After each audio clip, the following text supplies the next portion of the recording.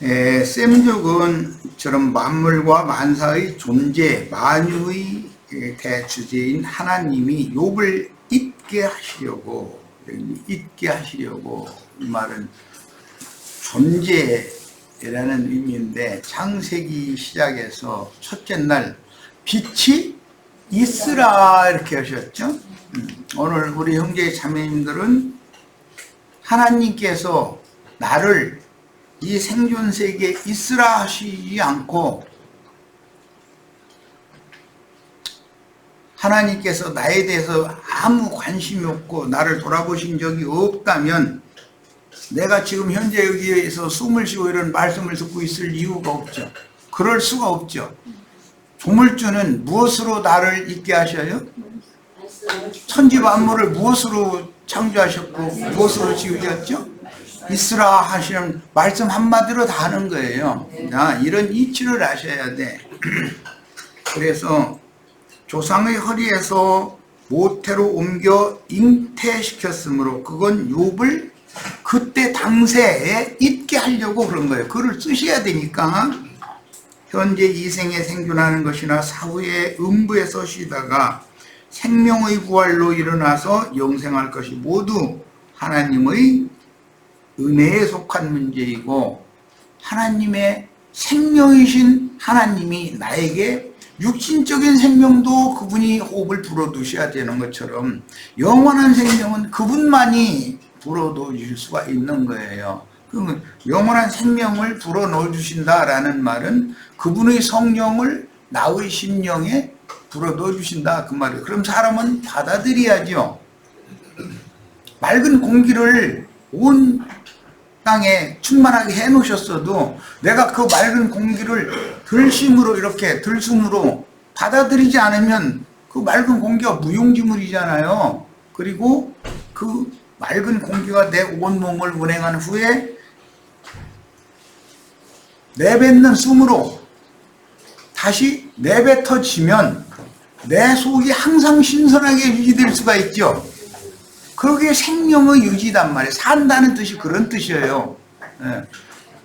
그리고 내 온 몸을 맑은 공기가 들어와서 운행을 하되 특히 이 내 머리 쪽으로 반 이상이 가는 거죠. 뭐 그건 과학적으로 아마 다 들어서 아실 거예요. 맑은 공기를 들어 마시면 폐장에서 싹 걸려서 췌장이라고 하는 피를 통해서 제일 많이 운반되는 것이 머리단 말이야. 그리고 만약에 사람이 뭐 때문에 뇌사 상태가 된다 그 말은 산소 공급이 뇌에 안 된다 이 말이단 말이야. 육신이 몸이 살아있는 것 같지만 사실은 죽은 사람이잖아요. 그런 거란 말이야. 이 세상 이 만물의 이치라는 것이 다 영의 세계에 대한 설명이다 그런 말이에요. 자, 이게 사도행전 10장 36절 봅니다. 만유의 주 되신 예수 그리스도로 말미암아 화평의 복음을 전하사 이스라엘 자손들에게 보내신 말씀이라고 그랬어요. 만유의 주님이 누구냐? 만유라는 것은 모든 있는 존재들의 주인이 누구냐? 이분이 바로 예수 그리스도다라고 성경에 이렇게 명확하게 기록하고 있다. 이런 구절들은 우리 형제 자매님들이 암기하고 계셔야 돼요. 자, 에베소서 4장 6절 하나님도 한 분이시니 만유의 아버지시라. 만유 위에 계시고 만유를 통일하시고 만유 가운데 계시도다. 그러므로 예수는 만물 위에 계시는 분이죠. 그 성경이 이렇게 나와 있어요. 골로새서 3장 9절로 11절 너희가 서로 거짓말을 하지 말라. 옛사람과 그 행위를 벗어버리고 새사람을 입었으니 이는 자기를 창조하신 이의 형상을 따라 지식에까지 새롭게 하심을 입은 자니라. 새사람이라는 것은 지식이 육적 지식이 아니라 이제 영적 지식으로 이게 모든 게 바꿔져야 된다. 아까 내가 조금 전에 이제 공기가 이게 충만하게 있지만 사람이 호흡으로 받아들여 가지고 폐장에서 이것을 걸림체로 걸러내고 그 다음에 피와 함께 섞어서 췌장으로 보내서 거기서 아주 세미하게 걸러내가지고 불순물은 소변이나 대변으로 배출하게 하고 깨끗한 공기는 온몸에 운행을 시키고, 그런데 특히 뇌에 많이 보내, 머리에 많이 보낸다. 머리에 피도 그렇고 영양분도 그렇고 이 사람은 머리가 제일 많이 사용을 하죠. 영양소나 무엇이든지. 그만큼 이 머리 두뇌라는 것이 모든 에너지 소비를 많이 하는 것은 뭐냐, 사람이니까 그런다. 짐승은 그 뭐 두뇌를 사용하는 일이 별로 없으니까 그 영양분이나 피나 공기나 이런 걸 많이 소비를 하지 않아요. 사람은 가만히 앉아서 책상에서 컴퓨터만 하고 앉았는데도 너무 골똘하게 하고 뭐 연구하고 이런 사람들은 영양소를 많이 소비하는 거거든. 육신의 몸으로 활동을 해서 영양소를 소비하는 것보다 더 많이 소비한단 말이에요. 이게 사람이라 이거예요. 사람은 짐승과 그런 점에서 다르다. 뭐 조금 철학자들도 사람은 생각하는 동물이다 이러잖아요. 에너지 소비를 그만큼 머리가 많이 하는 사람은 세상에서 뭔가 탁월하단 말이에요. 그런데 머리로 에너지 소비를 머리로는 않고 몸으로만 에너지 소비를 하면은 그 사람은 뭔가 탁월하지는 못해요. 사는 데는 무난하게 살지 모르지만 그렇게 하면 균형이 맞아야죠. 머리로 반 쓰고 나머지는 몸에서 반 나눠 쓰고 이렇게 하도록 하나님 창조하셨으니까 그렇게 살아야 맞는 거예요. 자, 거기에는 헬라인이나 유대인이나 할레파나 무할레파나 야만인이나 스구디아인이나 줌이나 자유인이 차별이 있을 수 없나니 만유의 주님 안에는 이 말이에요. 오직 그리스도는 만유시요 만유 안에 계시니라. 그러니까 우주 공간 가운데 있는 모든 사물이라는 게 누구를 말하는 거예요? 여기 잔디밭도 있고 꽃도 있고 그런데 저 보이는 저 구절초 꽃 앞에 보셨죠? 너무 이쁘게 살폈대. 그 구절초 꽃이 누구를 말하는 거예요? 그렇게 확실하게 믿어져요? 에이, 그 구절초 꽃 꽤 이쁘네 이러고 본 거예요. 야, 이게 주님의 영광을 조물주를 찬양하네 이렇게 봤느냐 이 말이에요. 나라는 존재를 볼 때 나에게 자식을 주셨으면 그 자식을 나에게 귀여운 자식 주셨다 이렇게만 보느냐, 조물주께서 당신의 자식을 나한테 맡기셨는데 내가 최선을 다해서 하나님의 사명을 수행해야 된다 이런 관점으로 자식을 대할 줄 알아야 된다 그런 말이에요. 매사가 이런 거예요. 매사가. 그러니까 그리스도가 만유다. 또 다른 데는 만물과 만상과 만사라는 말이 나오는데, 인생을 사는데도 내 짧은 70이나 80년 사는데도 여러 가지 것을 보고 만지고 듣고 여러 가지 사건들을 경험하잖아요. 만사를. 그런데 그 많은 만사가 다 누구를 표현하는 거예요? 그리스도를 표현하는 거예요. 북한의 김정은이 정권이 저러고 우리 남한 이 자본주의 정권을 공산주의 정권, 사회주의 정권이 이렇게 사상 대립을 해가면서 대적하는 것은 괜히 그러는 거예요? 김정은이가 내가 이렇게 해야 되겠다고 맘먹어서 그러는 거예요? 하나님께서 우주를 경영하시는 방편이 그분이 만유를 그렇게 경영하시기 때문이에요. 이제 때 같으면 예를 들어서 김정은이 나라를 없애야 되겠다 싶으면 없어지는 거예요. 큰 섬 바벨론이 아무리 강력한 군대를 가진 그런 나라지만 하나님께서 바벨론이라는 나라를 멸망시켜버리고 다른 군주를 세워서 다른 나라를 세우겠다 때가 돼서 그렇게 작정하시면 그대로 되는 거예요. 모든 만사와 만물 모든 것이, 그때 당시 유대인들은 바벨론이라는 나라가 사상이 서로가 안 맞으니까 바벨론의 우상신들과 이스라엘 사람들 유대인들의 야훼 신이 대립할 거 아니에요. 지금 남과 북이 대립하듯이. 그러면 항상 원수로 그냥 이렇게 생각을 하고 살 거 아니에요. 그런다고 해서 해결이 돼요? 하나님께서 작정하신 때가 되면, 즉 그 말은 유대 나라가 진심으로 하나님께로 회개하고 돌이키면 바벨론을 무너뜨려 버린다. 그리고 해방시켜 버린다 이거예요. 그러니까 우리는 이런 관점으로 보야지, 우주 만물과 만상과 만사를 이런 관점으로 보야지. 개인적으로도 왜 저 집은 저렇게 부자로 저렇게 잘 살게 만들고 저렇게 편안하게 살게 만들고, 나는 이렇게 이 몸이 이제 너무 이제 천근만근 돼가지고 일어나가려고 일어날 힘도 없는데, 그래도 안 나가면 굶은 혈수지 나가게 만들고, 나는 왜 이렇게 하셨는가? 왜 그런 거예요? 만유의 주인이 그 사람을 그렇게 다뤄야 되니까 그분이 계획해서 그런 거예요. 전능자 그분이 나의 주인인 것을 믿어야 된다 이 말이에요. 원망한다고 해결되는 것이 아니에요. 이거는 내가 주님께로 진정으로 돌이키면, 내가 그 어려움 중에서 벗어나고 하려고 발버둥 치죠. 그거 안 해보는 사람이 있어요? 발버둥 치면 칠수록 더 옥조여져요. 그거 경험해 보셨을 거예요. 다 포기하고 놔버리고 주님께 맡기겠습니다. 이제는 어쩔 수 없습니다. 나는 도저히 안 되겠습니다. 그러면은 주님께서 주님은 대책이 있고 방법이 있는 분이거든. 깜깜한 것 같아도 하나님은 그 사람의 인생을 좋은 방향으로 틀어서 인생을 세상 말로 풀리게 만드는 길이 있어요. 이런 것을 우리는 믿고 사는 거예요. 그래서 내 처음부터 모든 만사는 다 운행되는 거다. 돈다. 그런 얘기를 했었던 거예요. 그 창조하시고 운행, 경영하시는 분이 누구예요? 하나님이에요.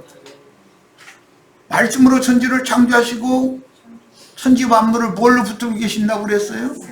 말씀으로 붙들고 계신다 그랬어요.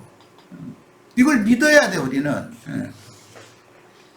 자, 이제 사도행전 17장 24절로 25절 봅니다.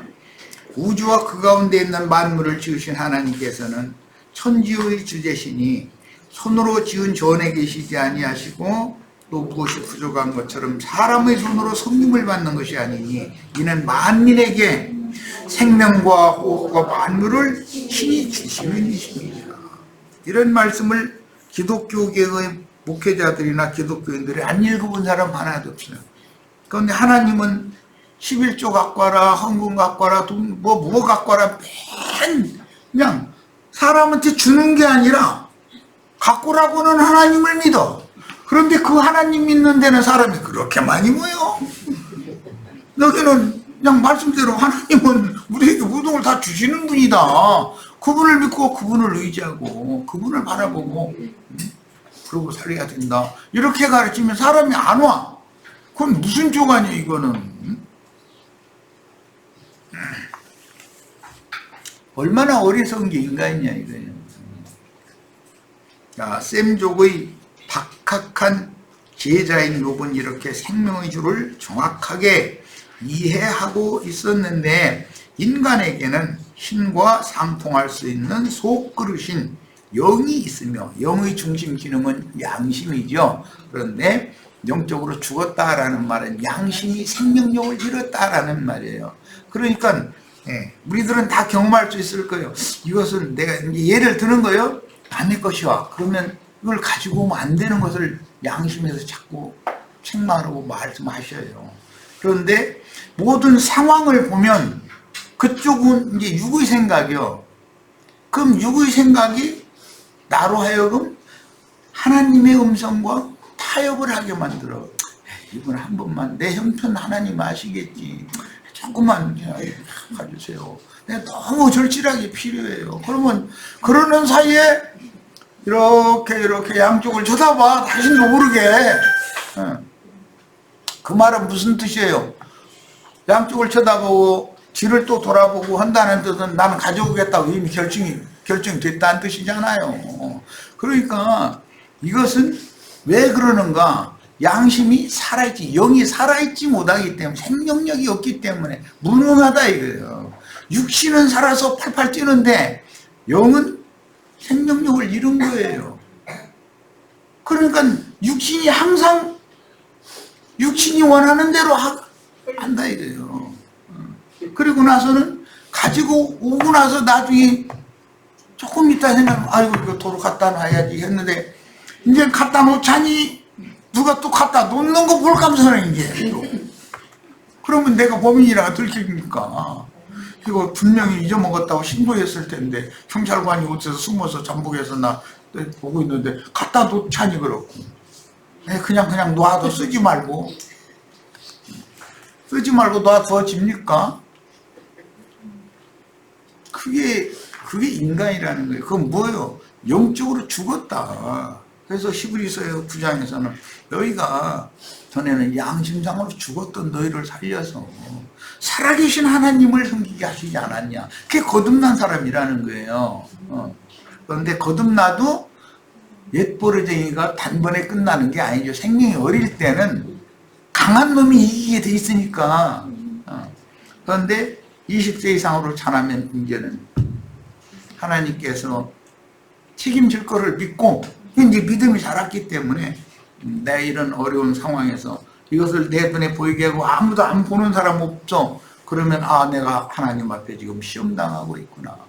나의 믿음이 시험당하고 있구나. 이것을 즉시 깨달아야 된단 말이에요. 그러면 이제 그 마지막 시험이 아브라함에게 그 백세 준 아들 번제로 갖다 바쳐라는 게 그 마지막 시험이잖아요. 그런데 딱 그걸 통과했잖아요. 우리가 다 이렇게 되시기를 바라요. 여기까지 가셔야 됩니다. 아버지께로부터 세상에 보내심을 받아 세상에서 아버지의 일을 하다가 아버지께로 돌아가는 인생이 영생을 얻고 취한 후에 영생으로 들어간 하나님의 자녀입니다. 우리는 이제 이번 특별 복음 집회 기간에 많은 복음 말씀을 이것저것 같이 나누고 특히 나의 그 창조자께서 나를 모태 어떻게 창조하시고 그 다음에 호흡을 주시고 그 다음에 은혜와 생명을 주시고 그 다음에 출문시켜서 모태의 어머니의 무릎에 앉혀서 어머니 젖을 먹고 자라게 하시고 그 다음에는 자란 다음에는 스스로 이유식을 먹여서 자란 다음에는 스스로 음식을 내 손으로 먹게 하고 그 다음에는 더 자라서 청년의 때가 되니까는 여인은 남편은 아내를 이게 만나서 가정을 이루어서 또 후사를 이렇게 생육번성하게 하시고 하시는 모든 일이 내가 기도하고 내가 알고 내가 원해서 된 것이 아니다.